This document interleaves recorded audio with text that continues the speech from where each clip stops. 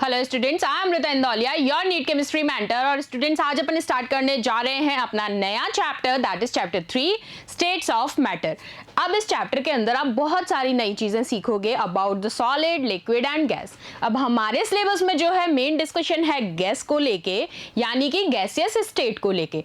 उससे पहले हम करेंगे एक normal briefing and introductory part for about all the chapter. ठीक है, कंप्लीट सेशन को अच्छे से देखना है और हर चीज नोट डाउन करनी है, क्योंकि शुरू इंट्रोडक्टरी पार्ट में ही आप चैप्टर का बेसिक सीखते हैं। तो स्टार्ट करें अपना नया सेशन। चलिए, तो देखो, सबसे पहले कुछ थोड़ी सी थ्योरी तो शुरुआत में देखनी ही पड़ेगी। तो थोड़ी सी थ्योरी सुनो, सब काम की है। क्या कहा है? The substance that contain mass and occupy space is known as what? Matter. किसको कहते हैं आप? मैटर। जिसके अंदर कुछ मास होता है और कुछ स्पेस जनरेट होता है, उसको आप कहते हैं मैटर। ये तो बचपन से पढ़ते आ रहे हो। Atoms and molecule constitute the matter. It has various physical and chemical properties. यही तो हमें पढ़नी है। Matters are classified into what? Solid, liquid and gas. हमारे ये तीनों, और हमें मेजरली फोकस करना है गैसेस स्टेट को लेके, वो करेंगे बाद में। उससे पहले हम पढ़ेंगे बेसिक टर्मिनोलॉजीज अबाउट दिस। बात समझ में आई? तो क्या कहा मैंने? सबसे पहले मैटर, इसके अंदर आप किस किस की बात करेंगे? Solid, liquid and gas. ठीक है, अगर मैं सॉलिड के रिस्पेक्ट में थोड़ा सा और डिस्कशन कर लेते हैं, इनको छोटे छोटे डिस्कशंस करते हैं। आ जाओ, सुनना। अगर ये लो, बस अगर मैं वॉल्यूम की बात करूं, तो क्या मैं ये कह सकती हूं कि solid, like this is a solid, इसका वॉल्यूम फिक्स होगा या नहीं होगा? बिल्कुल होगा भाई, फिक्स है। इसको आपने एक पर्टिकुलर शेप असाइन किया हुआ है, एग्जैक्टली जितना इसमें फिल किया जाएगा उतना ही रहेगा, यानी कि इसके अंदर कोई फर्दर चेंजेस नहीं हो सकते। तो आपने कहा फिक्स वॉल्यूम होता है। ठीक है, लिक्विड के अंदर मैं बात करूं तो आप कहेंगे वॉल्यूम फिक्स नहीं होता, डिपेंड करता है कंटेनर और जिसमें भी आप उसको फिल कर रहे हैं। बलून में फिल करो, किसी भी चीज में फिल करो। और फिर अगर यही चीज मैं गैस में पूछ लूं, तो गैस तो आपको पता ही है भाई, ये तो आवारा है। आवारा in the sense they are free to move anywhere.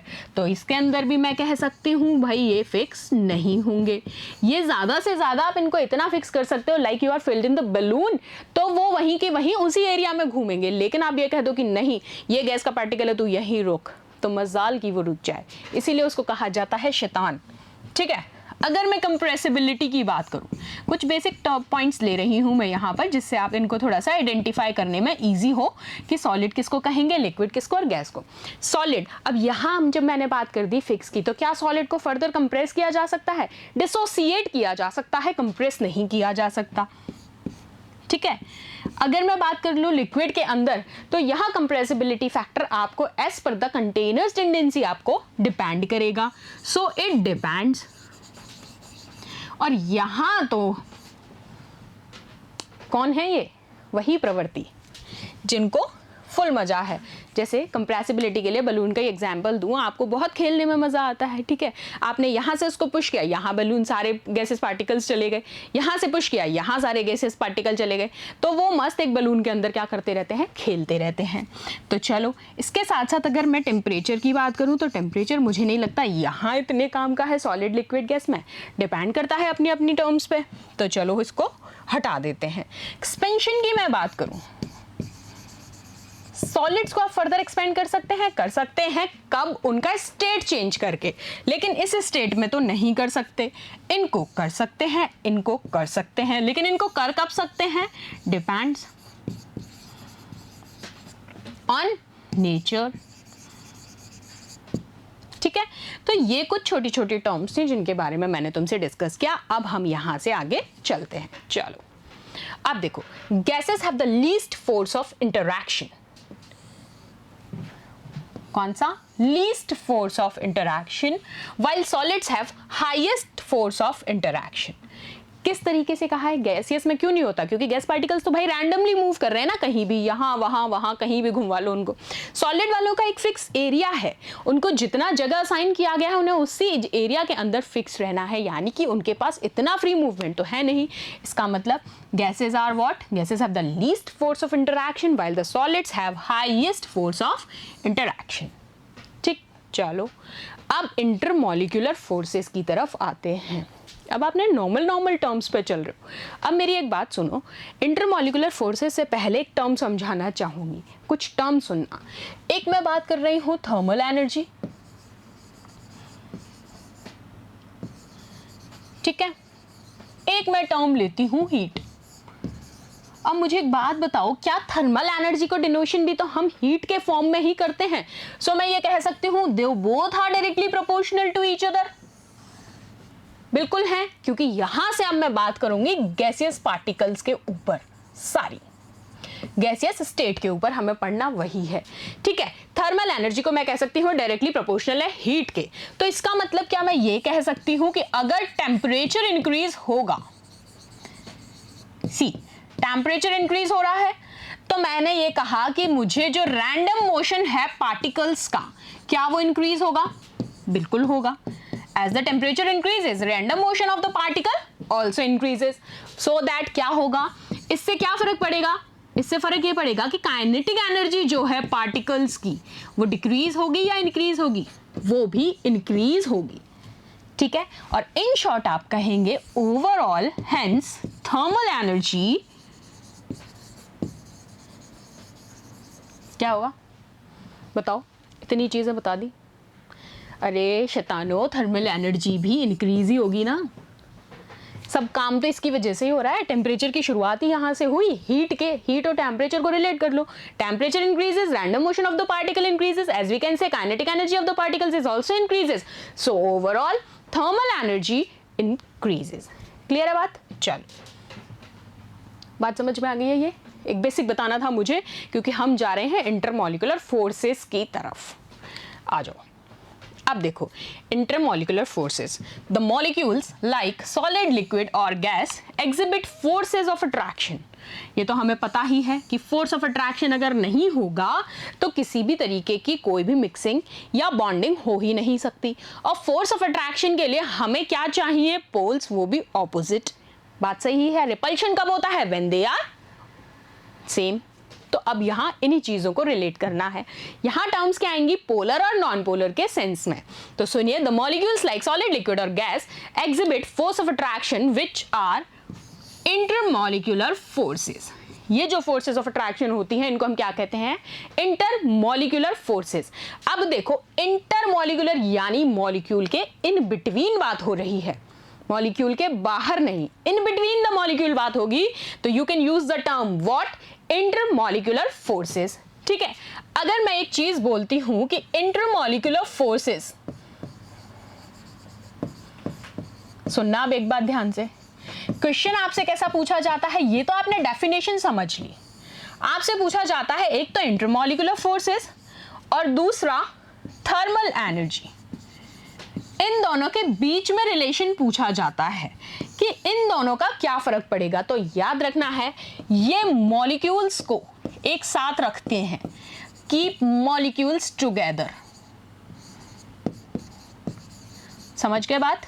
क्योंकि inter, see this word inter molecular, दो वर्ड्स हैं, यानी इन बिटवीन अ मॉलिक्यूल। समझ गए? तो क्या कर लेंगे हम? ये मॉलिक्यूल्स को एक साथ बांधे रखते हैं, जबकि थर्मल एनर्जी का काम क्या है? दूरियां करवाना, कीप मॉलिक्यूल्स अपार्ट। और कैसे करवाता है वो दूरियां? By providing temperature, heat. ये क्या करवाता है? दूरियां बढ़ाता है मॉलिक्यूल्स के अंदर। तो बात समझ में आ गई? इस फॉर्म में भी वो पूछ लेते हैं, ठीक। अब एक और चीज समझो, चलो क्या समझोगे? एक बार थोड़ा सा इसको जगह ले ली जाए। ये तो आपने समझ लिया कि किसने जोड़ने का काम करना है और किसने तोड़ने का काम करता है, ठीक है भाई। देखो, यहां से शुरुआत हुई थी जोड़ने और तोड़ने की और लड़ाइयों की। साइंस इसीलिए इतनी जरूरी है जिंदगी में, अब सुनो, अब मैं कह रही हूं सॉलिड, लिक्विड और gas. Without science there is nothing बच्चा लोग। अब मैं 2 टर्म्स में पूछूंगी, आंसर दोगे तुम। ये तुम्हारा क्वेश्चन है, सारा ब्रीफिंग यहाँ है और यहाँ भी वही सेम चीज, सॉलिड, लिक्विड एंड गैस। ठीक है, अब मुझे बताना है फर्स्ट वाले, इस वाले सेक्शन में तो तुम्हें बताना है कि इंटरमॉलिक्यूलर फोर्सेस पर क्या इंपैक्ट पड़ेगा, और इसमें बताना है कि थर्मल एनर्जी पर क्या इंपैक्ट पड़ेगा, इसके इन दोनों के रिस्पेक्ट में बताओ। तो देखो, अभी हमने पढ़ा कि ये मॉलिक्यूल्स को एक साथ बांधे रखती हैं, ये मॉलिक्यूल्स को एक दूसरे से दूर करते हैं, तो हम कहेंगे while you are moving from solid to gas intermolecular forces decreases, क्योंकि ये बांधे रखते हैं। सॉलिड में सबसे ज्यादा होगा, फिर लिक्विड में और फिर गैस में, यानी कि कम हो गया। पढ़ना हमें किस में है, गैस में। और थर्मल एनर्जी की बात करो तो ये क्या होगा, इंक्रीज होगा। समझ गए, ये क्वेश्चन पूछा जाता है एग्जैक्टली सेम, इसलिए यहां मेंशन किया है मैंने, क्वेश्चन फॉर्म में नहीं, डिस्क्रिप्शन फॉर्म में, जिससे तुम अभी समझ लो। क्वेश्चन फॉर्म में प्रैक्टिस सेट में सेम क्वेश्चन डालूंगी, अभी बता रही हूं। और जो आंसर नहीं बताया तुम लोगों ने, फिर देखना कितना मजा आएगा। मजा ये आएगा कि आगे प्रैक्टिस सेट तुम्हारे कैंसिल करवा दिए जाएंगे, फिर तुम खुद से करो, क्योंकि बहुत ज्यादा तुम अब क्या होते जा रहे हो, इजी वे में जा रहे हो। चलो छोड़ो, समझ में आ गई बात। चलो नेक्स्ट आ जाओ, पढ़ लेना, लिख लिया, आ जाओ। अब क्या है, ion dipole, ion induced dipole are not van der Waals forces, hydrogen bonding is the strongest force of attraction. यहां तक तो हम चले जाएंगे, लेकिन उससे पहले ये सब बातें ऑलरेडी एक तो आप पढ़ चुके हो, पढ़ी तो है अच्छे से। इनऑर्गेनिक में सारी फोर्सेस बताई हैं मैंने, ion dipole, ion induced, van der Waal, London forces, dispersion forces, सब पढ़ी हैं। अब इन्होंने क्या कहा कि ये तो वैन डर वाल फोर्सेस नहीं है और ये स्ट्रॉन्गेस्ट फोर्स हैं। हम पढ़ चुके हैं कि हाइड्रोजन बॉन्डिंग तो बिल्कुल स्ट्रॉन्गेस्ट फोर्स है, अट्रैक्शन है। एक बार चल लें,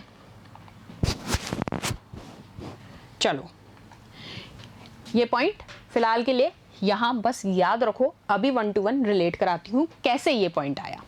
the different types of intermolecular forces. अब इंटरमॉलिक्यूलर फोर्सेस के टाइप्स पढ़ते हैं। पहला क्या है, डाइपोल डाइपोल इंटरैक्शन।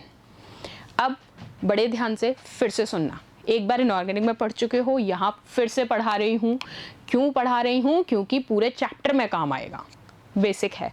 सुनो, dipole dipole interaction, first term की मैं बात कर रही हूँ, फिर जो अभी हमने एक नोट आपको दिया था उसको रिलेट करना, इसलिए वहाँ एक्सप्लेन नहीं किया है, जिससे यहाँ तुम पढ़ोगे तो मैं खुद से क्लिक हो जाएगा वहाँ वो बात क्यों लिखी थी। Polar molecules exhibit dipole dipole interaction, they have permanent dipole movement.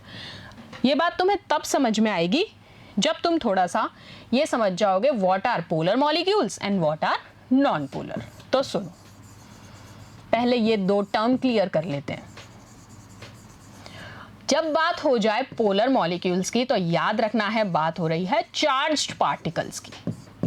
रख लोगे याद, रखना ही पड़ेगा, ठीक है। और बात होती है नॉन पोलर मॉलिक्यूल्स की, तो याद रखना है क्या होगा, कैसे मॉलिक्यूल्स होंगे, जो चार्ज्ड नहीं होंगे, नो चार्ज मॉलिक्यूल्स, ठीक है, या फिर अनचार्ज कह लीजिए, कुछ भी कह लीजिए, वॉट एवर यू वांट, बात समझने की है। तो अब देखो क्या कहा है इसने, इन जनाब ने कहा है डाइपोल डाइपोल इंटरैक्शन में हम पढ़ रहे हैं the polar molecules exhibit dipole dipole interaction, they have permanent dipole moments. अब डाइपोल मोमेंट्स तो पढ़ चुके हो, पता भी है, the positive pole and the negative pole are attracted in the molecule. क्या मतलब है, देखो इनका मतलब है ये, अभी सिंपल बात हो रही है, मैंने 2 डाइपोल्स बनाए, प्लस माइनस प्लस माइनस, वो जो लैंग्वेज लिखी थी उसको प्रैक्टिकली बता रही हूं। इन्होंने कहा कि इनके बीच में पॉजिटिव और नेगेटिव ये जो डाइपोल्स हैं, this is negative dipole, this is positive dipole and this is negative, तो इनके बीच में क्या हो रहा है, force of attraction. So this is what, force of attraction. आई बात समझ में, मीन्स व्हाट, ये किसके अंदर होगी? पोलर मॉलिक्यूल्स के अंदर, क्योंकि चार्ज किसके अंदर जनरेट होगा? पोलर मॉलिक्यूल्स के अंदर। वहीं आप नेगेटिव और पॉजिटिव के बीच में अट्रैक्शन दिखा सकते हैं और आप कहेंगे this is a force of attraction in between the two dipoles that is positive and negative. Somehow we can say this happens only in the polar molecules. बात समझ में आ गई? देखो slide. The positive pole and the negative pole are attracted in the molecule. यही चीज मैंने explain की। आगे बात समझ में? चलो, for example HCl. In HCl molecule Cl is more electronegative than hydrogen. ये लो HCl ले लेते हैं, ये रहा हाइड्रोजन, ये रहा क्लोरीन, ये है डायपोल पॉजिटिव, ये है डायपोल नेगेटिव। अब आपको पता है कि ये कैसा है? मोस्ट इलेक्ट्रोनेगेटिव तो नहीं है बट मोर इलेक्ट्रोनेगेटिव है। मोस्ट इलेक्ट्रोनेगेटिव तो फ्लोरीन है।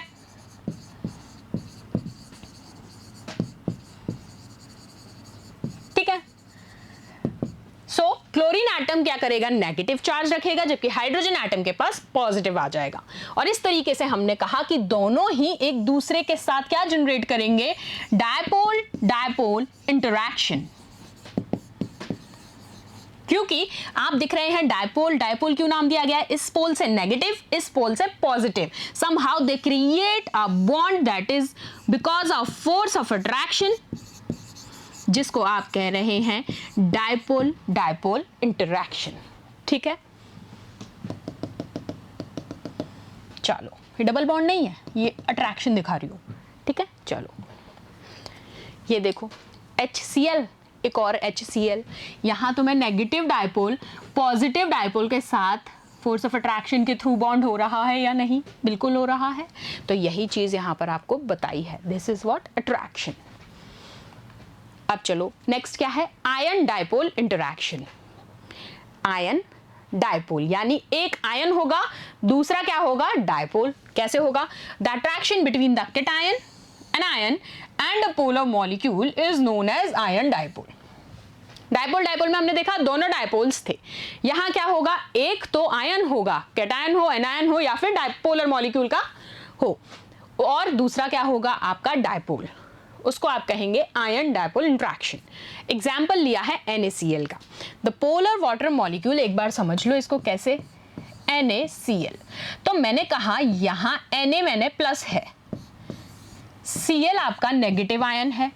ठीक है, तो आप ये कह रहे हैं कि Na जो हमारा पॉजिटिव डायपोल है, जिसको मैंने आयनिक फॉर्म में लिया है, और यहां जो Cl है ये कैसा है? नेगेटिव डायपोल का है। इनके बीच में क्या होगा? Force of interaction. और इस टाइप का फोर्स ऑफ इंटरैक्शन कैसा कहलाता है?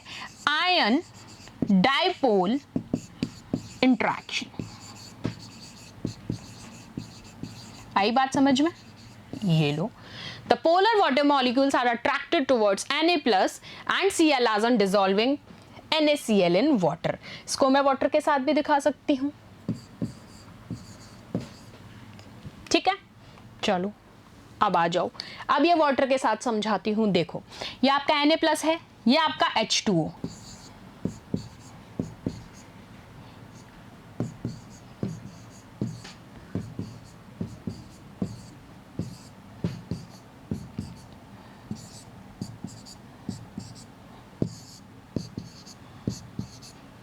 देखो, अब ये NaCl के एग्जाम्पल वाली बात हो रही थी वाटर मॉलिक्यूल के साथ डिसॉल्व करने में। तो ये Na प्लस जो है किसकी तरफ अट्रैक्ट होगा?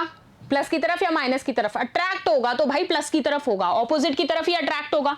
तो ये Na प्लस O नेगेटिव को अपनी तरफ अट्रैक्ट करेगा और यहां पर क्या बना लेंगे? ये जनाब बना लेंगे एक डायपोल।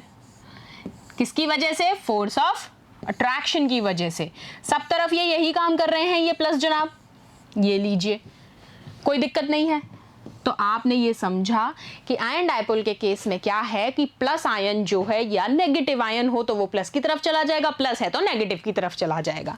इस तरीके से ये डायपोल क्रिएट करेंगे और ये कहलाया जाएगा आयन डायपोल इंटरैक्शन। ठीक, चलो अब सुनिए next. Dipole dipole interaction is stronger than London forces. हम लोगों ने सारी की सारी फोर्सेस इंडिविजुअली पढ़ ली हैं, लेकिन कुछ अब जो मैं पॉइंट्स बता रही हूँ दोज आर वेरी वैल्यूएबल, और ये सीधे की सीधे स्ट्रेट क्वेश्चंस पूछे गए हैं एग्जाम में इन अ लैंग्वेज फॉर्म। सो सुनना है बड़े ध्यान से। Dipole dipole interaction is stronger than London forces but weaker than ion ion interaction. ये होगा same question as it is, और पूछा जाएगा इसका रीजन। रीजन क्या है? क्योंकि यहां पर पार्शियल चार्जेस इन्वॉल्व होते हैं। बात समझ में आ रही है? व्हाट आई सेड कि dipole dipole dipole dipole interaction stronger है लंदन इंटरैक्शन से, लंदन फोर्सेस से, बट वीकर है किससे? आयन आयन इंटरैक्शन से।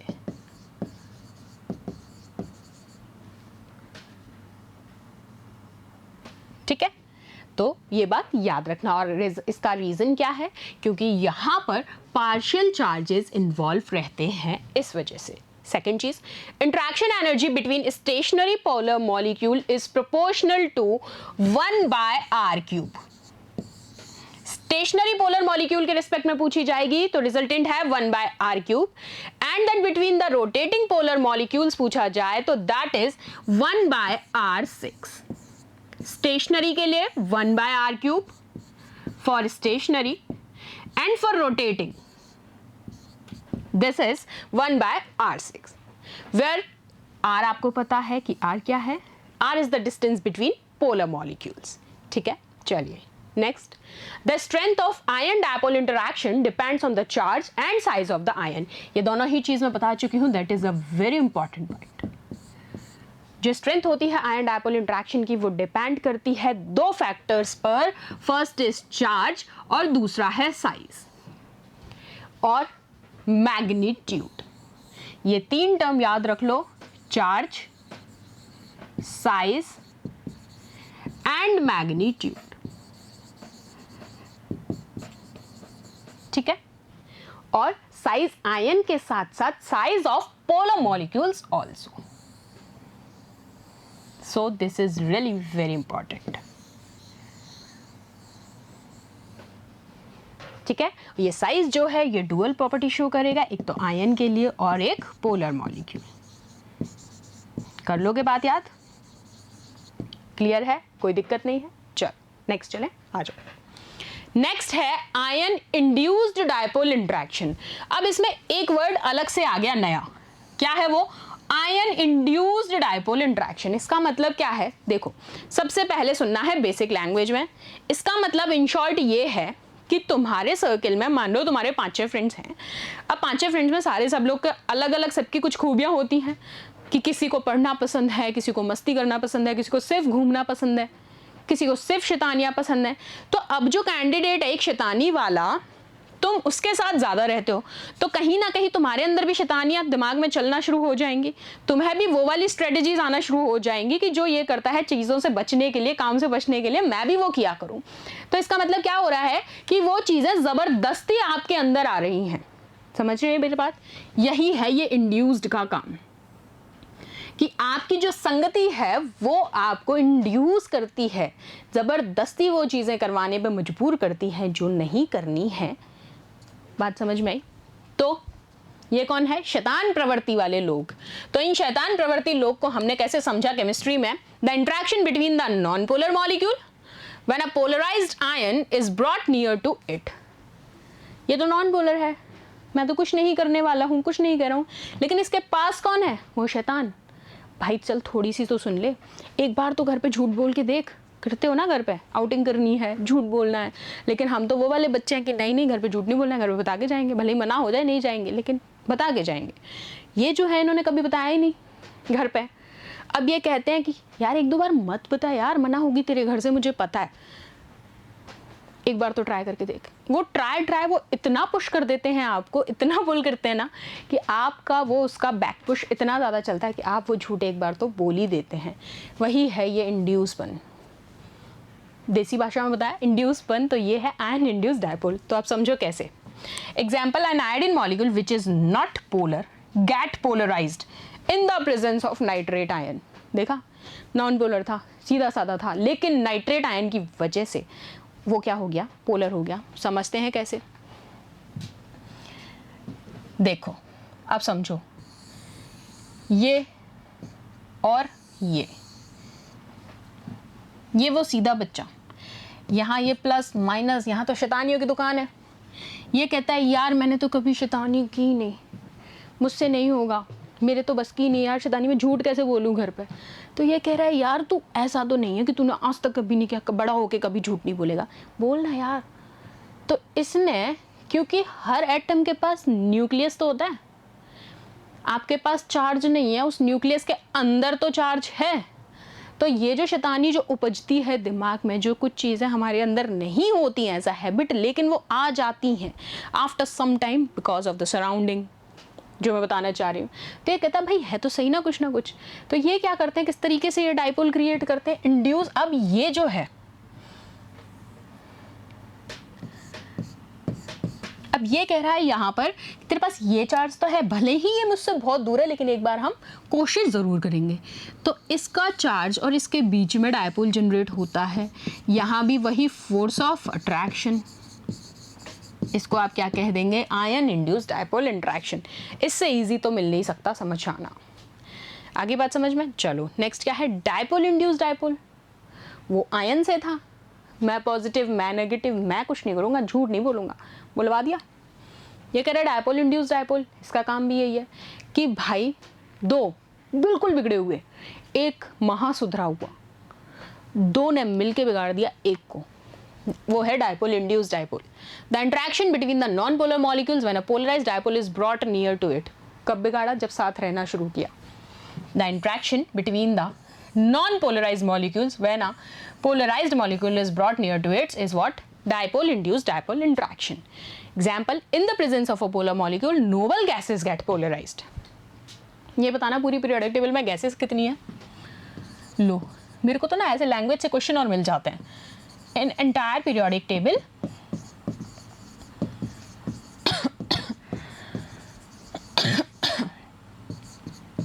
इलेवन गैसेस हैं। कौन कौन सी हैं?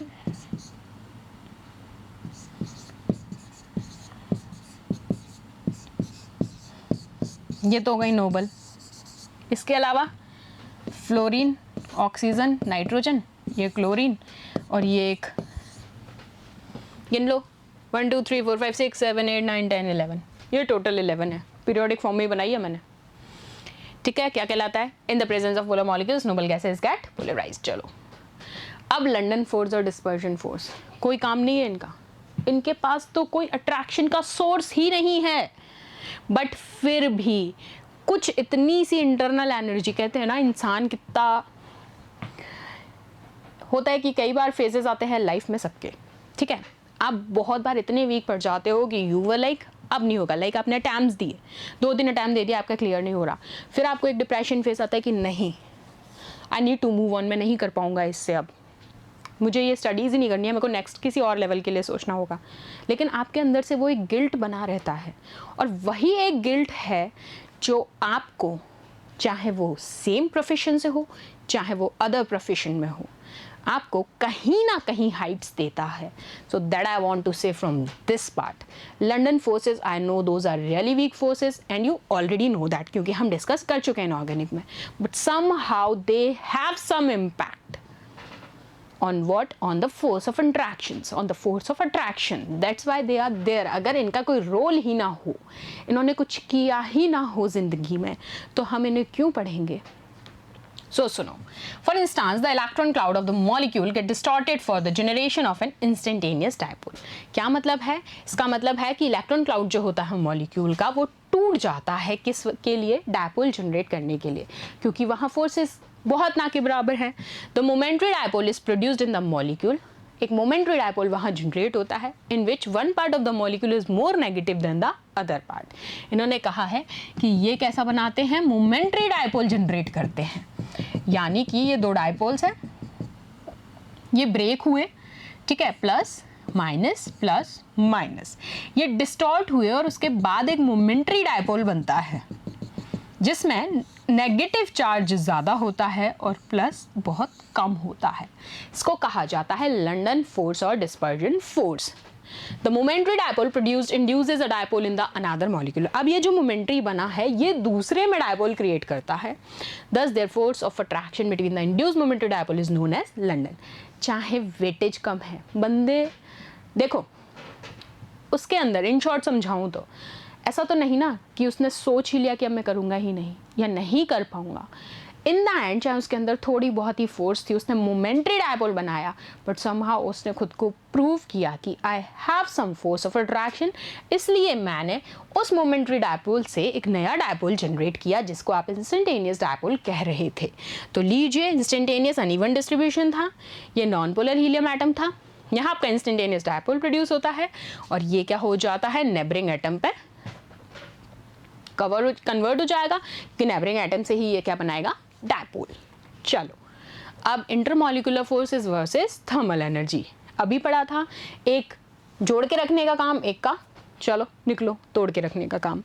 The force of interaction tries to bring the molecule closer, thus in the solid possess the strongest. कौन सा एग्जाम्पल हो गया इंटरमॉलिक्यूलर का, सॉलिड,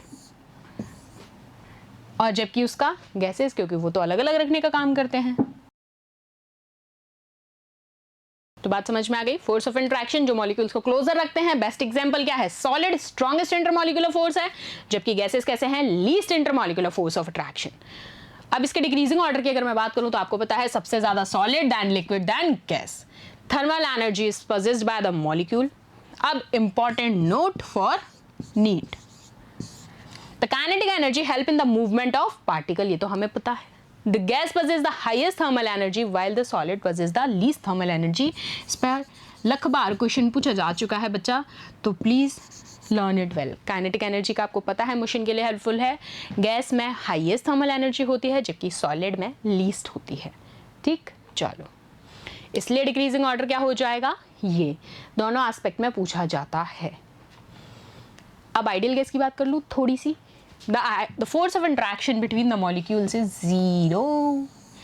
आइडियल गैस कहा ही उनको जाता है, कहने को आइडियल वर्ड ऐसा है कि हाँ ये मेरे आइडियल हैं, ये मेरे आइडियल हैं, ये भी वही है, लेकिन यहाँ फोर्स ऑफ अट्रैक्शन 0 होता है। ठीक है, the volume of the molecules is very small, the molecules of the gas collide with each other and with the walls of the container, ये तो पढ़ते ही आ रहे हो। अब state of a gas and state variable की बात कर लूँ, the physical condition of the system is state of a gas. The variables which are used to denote the physical condition of gas are known as state function। कौन है वो, pressure, volume, temperature। चलो अब पहला पढ़ेंगे हम pressure। The force exerted on an object per unit area, per unit area is known as what, pressure। The force applied is always perpendicular to the object। देखो pressure पूरे chapter में सबसे ज़्यादा इंपॉर्टेंट है, इसलिए हर टर्म को अच्छे से समझ लेना ये चारों वेरिएबल्स को। The force exerted on an object per unit area हम प्रेशर कहलाते हैं। फोर्स अप्लाइड होती है वो परपेंडिकुलर होती है, यूनिट जो होती है प्रेशर की पास्कल होती है, और नॉर्मल में अगर आप कहते हैं तो वो न्यूटन मीटर स्क्वायर भी होती है। अदर यूनिट की मैं बात करूँ, पास्कल जो होती है वो उसकी एसआई यूनिट होती है। ठीक है, कैसे डिनोट करते हो, पीए से। अदर यूनिट इसकी जो है वो क्या होती है, एटीएम, यानी कि एटमॉस्फेरिक प्रेशर। ठीक है, और सीजीएस में इसको लिखा जाता है डाइन। पूछी जा चुकी हैं, बता दे रही हूं, ना भी पूछी जाए तो हमें पता होनी चाहिए। समझ गए बात, चलो ठीक है। अब एक चीज और याद रखना, 1 ATM is equals to what, 1.013 into 10 raise to की पावर कितना होता है, 5 पास्कल। ठीक है, और इसी को अगर मैं दूसरे फॉर्म में लिखूं तो लिखोगे 1.013 बार, और एक फॉर्म लिखूं तो क्या हो जाएगा 760 टॉर, और मैं अब इसको किस में चेंज कर दूं, mm में, तो 760 mm ऑफ Hg, या फिर आप कह दीजिए 76 सेंटीमीटर ऑफ Hg। समझ गए, किसी भी फॉर्म में पूछा जा सकता है, नहीं तो उसमें न्यूमेरिकल में तो काम आएगा ही, याद रख लो। समझ गए,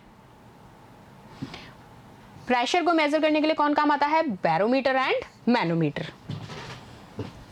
जो आपको फिजिक्स वाले सर ने अच्छे से पढ़ाया होगा, क्योंकि वो फिजिक्स में काम आना है, यहाँ काम आना नहीं है केमिस्ट्री में, तो हमें डिस्कस करना है नहीं, क्योंकि वो पार्ट है फिजिक्स का। चलो वॉल्यूम की बात कर लें। The volume of the gas is same as the volume of the container in case of rigid containers. For non-rigid containers, the volume of gas is determined by the number of moles and other state functions. Volume SI unit की अगर मैं बात कर लूँ तो याद रखना बच्चा लोग, मीटर क्यूब होगी, ठीक है। साथ साथ 1 metre cube is equals to 1000 क्या लिख सकती हूँ मैं? Decimetre cube. और इसी को अगर मैं इक्वल करूँ तो 1000 ml लिख सकते हो, 1000 है ये। आगे बात समझ में? In short 1 decimetre cube is equals to 1000 ml, और क्या लिख सकती हूँ इसको? 1 लीटर, और 100 सेंटीमीटर क्यूब है 1000 सेंटीमीटर क्यूब, बस यही तो जिंदगी है तुम्हारी। चलो ठीक है, लो क्यूबिक्स में भी पूछे तो याद रखना, यूनिट्स बिल्कुल याद रखना। Next out temperature. टेम्परेचर क्या है? Amount of heat contained in the gas can be measured by the physical term temperature. No heat flows in and out of the gas when the temperature of the gas is equal to the surrounding temperature. हमें सबसे ज़्यादा कम pressure आने वाला है, लेकिन फिर भी एक बार को जानने के लिए याद रखना है, इसकी एसआई यूनिट होगी केल्विन, ठीक है। और टेम्परेचर इन केल्विन निकालना हो तो क्या कर दोगे? डिग्री सेल्सियस प्लस 273 ऐड कर देना, ये लो, ठीक। चलो, the thermometer is used. Temperature के लिए किसको यूज किया जाता है? थर्मोमीटर को। देखो यूनिट यहां भी लिखी है, सेल्सियस, केल्विन एंड फ़ारेनहाइट। चलो ठीक है, तो यहां जाके आपका इंट्रोडक्टरी पार्ट हो जाता है खत्म। इसके बाद हम शुरू करेंगे गैस लॉस, ठीक है। आइडियल गैस लॉस हम शुरू करेंगे, होपफुली फिजिक्स में भी सारे पढ़ रखे हैं, क्योंकि सेम चीज़ें हमने फिजिक्स में भी थोड़ी बहुत तो पढ़ी हैं। वहाँ नाम है केटीजी, यहाँ नाम है स्टेट्स ऑफ मैटर, सिर्फ फ़र्क इतना है, चीज़ें वही हैं, कोई दिक्कत नहीं है। वहाँ पढ़ी यहाँ पढ़ी, सिर्फ पढ़ो, दोनों तरफ पढ़ने का ही काम है। तो मिलेंगे नेक्स्ट सेशन में, नेक्स्ट पार्ट में आइडियल गैस लॉस के साथ, Boyle's law, Charles law and so on. So till then please revise it well. Thank you so much.